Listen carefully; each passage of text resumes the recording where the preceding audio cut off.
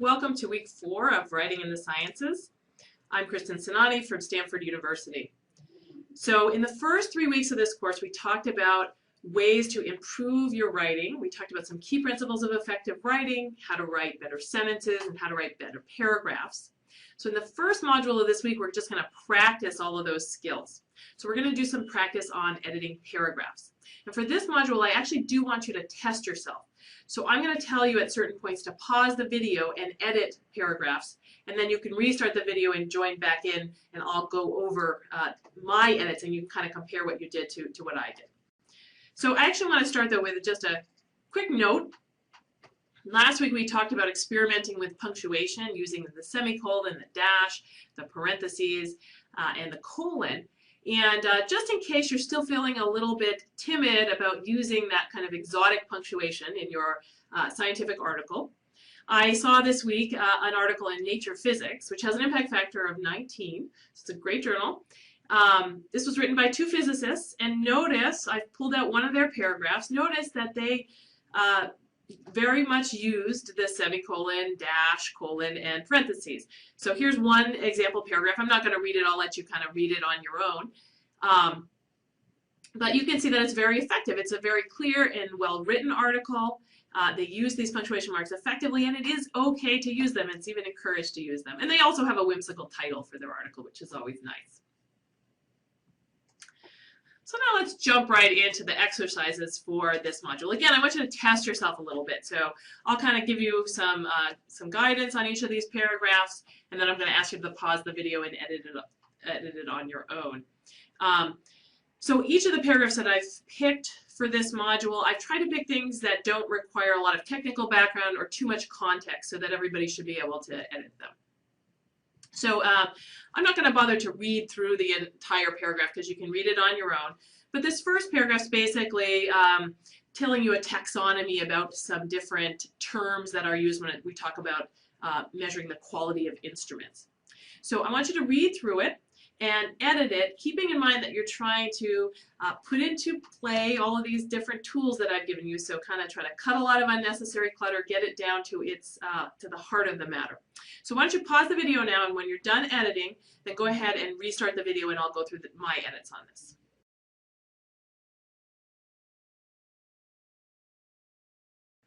All right, so hopefully you came up with a nice solid edit on that paragraph.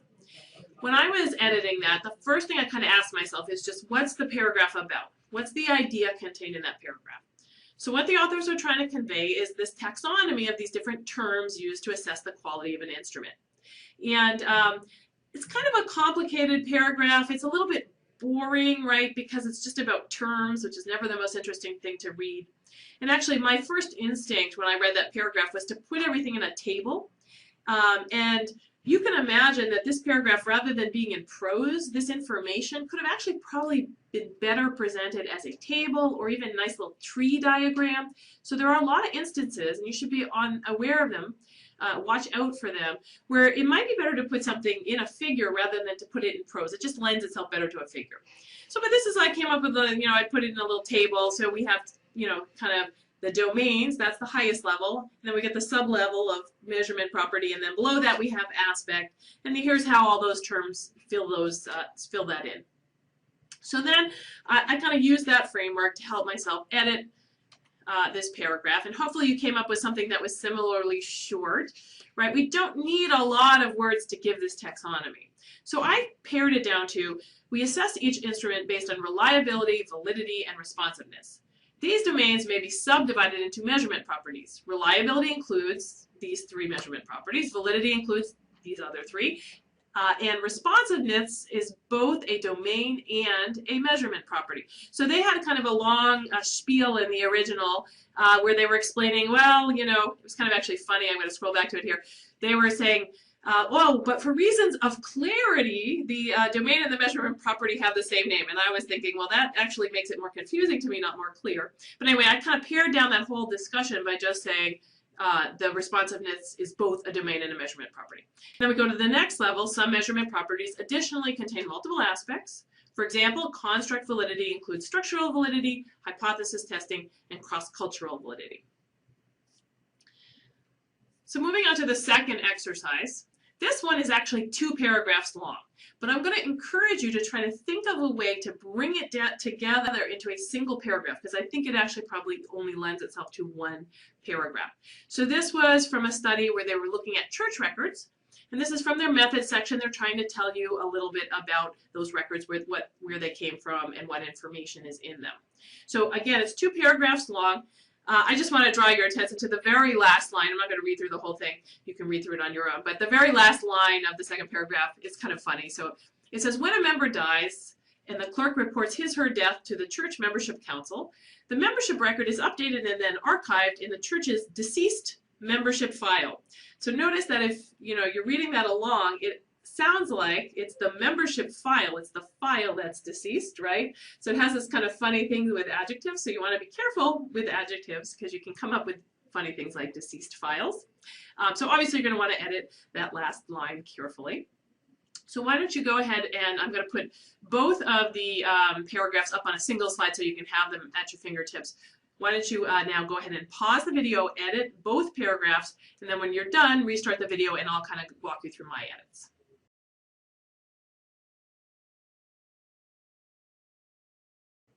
All right, so hopefully you were able to get it down to a single paragraph.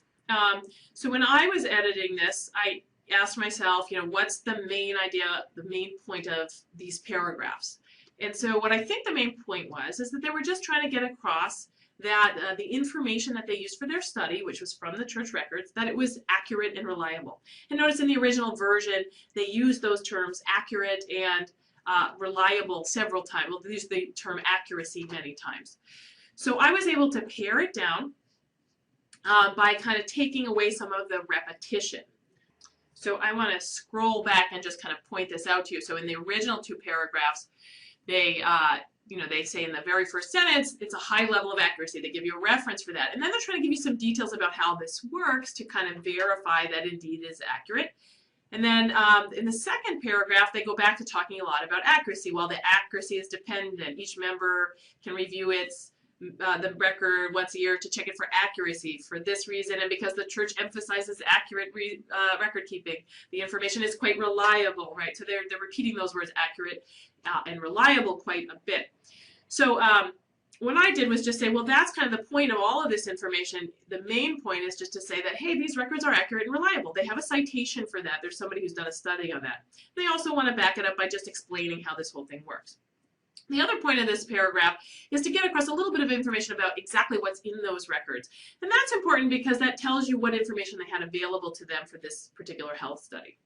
So going back to my edited version, I just said, I started with the church's record keeping system is accurate and reliable. And now I'm going to go through and tell you a little bit of details about how it works and what information is in there. When a new member is baptized, the church congregation creates a member record that includes, notice these with a colon, name, date of birth, parents' names, current address, and dates of church ordinances.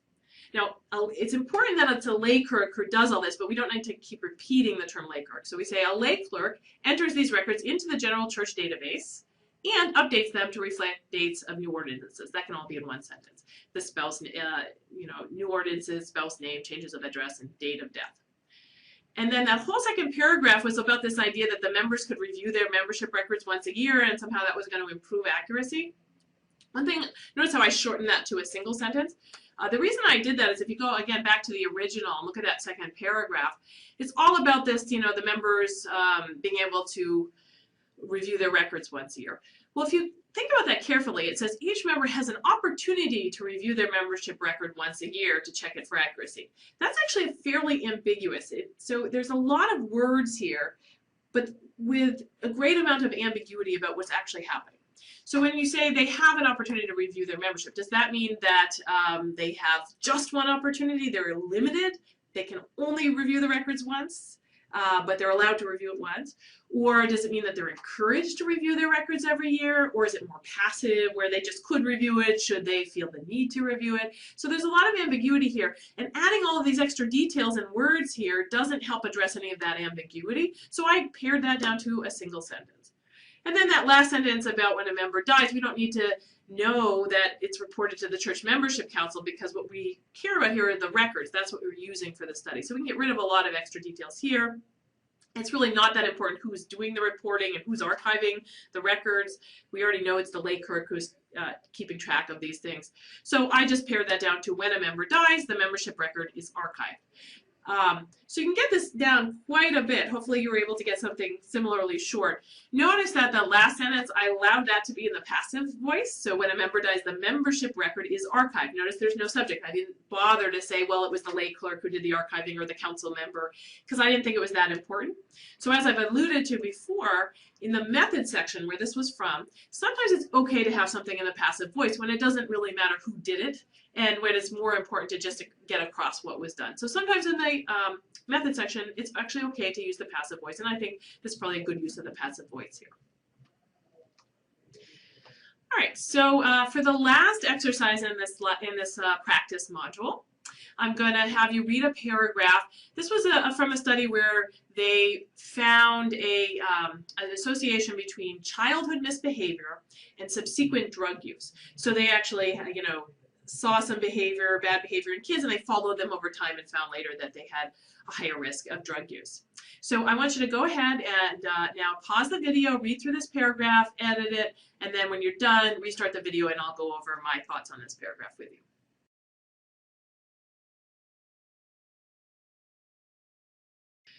All right, so hopefully you got a good edit of this paragraph. And I want to point out one thing in particular about this paragraph. So you might have noticed when you were reading it along that that word however was a little bit funny. I wonder if that struck some of you as you were reading it, right? So you get a bunch of sentences that are about studies that have also shown this link between childhood misbehavior and drug use, and other studies in adults that have shown some kind of association between aggressive or bad behavior and drug use. So you get this information about prior studies finding a similar link. But then you get a total shift in ideas, and the authors kind of understood, they realized that they were making a shift, so they threw in the word however there. But that's actually not an appropriate use of however. It sounds funny because it's a little off, right? That however is supposed to tell you it's contrasting something in the previous sentence. Well, this is not. It's just their signal that they're changing ideas. So if you're changing ideas, instead of throwing in any random transition word, what you actually want to do, of course, is break this into two paragraphs. So I'm hoping that a lot of you caught that there's actually two ideas going on in this paragraph. The first is, here's all these other studies that confirm our results, that have found the same thing as us. And the second part of this paragraph, which should be its own separate paragraph, is what is the possible mechanism, the pathway that explains our finding. So you hopefully separated that into two paragraphs. That's one option. And actually the other option, I'll show you both, I did both edits, is actually to realize that maybe some of the material on previous studies is not even relevant, and we could even delete that and make this into one paragraph. So I'm going to show you kind of both ways that I approached it. So here was my rewrite where I separated the ideas into two paragraphs. So I separated the previous studies from the pathways, the mechanisms. So, and I shortened things. I did some editing here, additional editing. Previous studies have linked early childhood conduct problems with subsequent drug use. Studies have also found that young adult and adult drug users exhibit more aggressive, unconventional, and impulsive behaviors than their peers. So I changed that around a little bit because I think the young adult and adult studies, it wasn't very clear in the original, but I think what they were saying was that there are studies that show that these things co-occur. The aggressive, bad behavior co-occurs with drug use in adults. Now those studies actually don't tell you whether or not the aggressive behavior causes the drug use or whether the drug use causes the aggressive or unconventional behavior. So we don't really know from those studies. And also those studies are all about adults, when the study that we're dealing with here is one about children. So maybe the fact that studies in adults find this association is relevant here, but I actually thought that perhaps it isn't even really that relevant. They did a study on childhood conduct problems, and they linked it prospectively to subsequent drug use, where the cause is clearly, the aggressive behavior clearly comes before the drug use. Those other studies don't have, we don't really know the direction of causality. They're also all about adults, which isn't really relevant here because we're talking about children. So one option, you'll see in my next way that I edited in my next slide, is that you could actually delete all that information about the adult studies. But for now, I left it in if they wanted to get that point in there. Then I broke off into the second paragraph. Several pathways may explain our finding. Aggressive children may have underlying psychiatric disorders or cognitive disabilities that increase their risk of drug use. Misbehavior tends to co-occur with impulsivity, which increases the risk of drug use. And childhood misbehavior may lead to long-term problems such as persistent distress or a failure to ever adopt conventional roles or behaviors, which may lead to drug dependence. Now notice that second paragraph is actually only one single sentence. I've used a colon in a list there. That's perfectly okay. I tried to also clear up a little bit of things, of connections, which maybe were a little bit confusing in the original example. So hopefully you were able to make that example a little bit shorter, crisper, and a little bit clearer. Here's the other alternative thing you could have done, is you could have just deleted all of those adult studies, as I mentioned, and just have the whole paragraph be about the childhood studies, and then you're basically saying previous studies have linked childhood conduct problems with drug use, subsequent drug use, and here are all the pathways that may explain the link that they found, as well, as well as what we found. They also found the same link in their study. So we can do it that way. So either of those edits is perfectly fine, but I'm hoping you recognize that there was this change of ideas in the middle of that paragraph. And I just want to give a quick acknowledgement here. I want to thank Gary Friedman of Stanford University. He's been a longtime advocate of improving the quality of writing in scientific papers, and he's a fantastic editor himself, and actually provided me with a whole treasure trove of examples, some of which have found their way into this course. The preceding program is copyrighted by the Board of Trustees of the Leland Stanford Junior University. Please visit us at med.stanford.edu.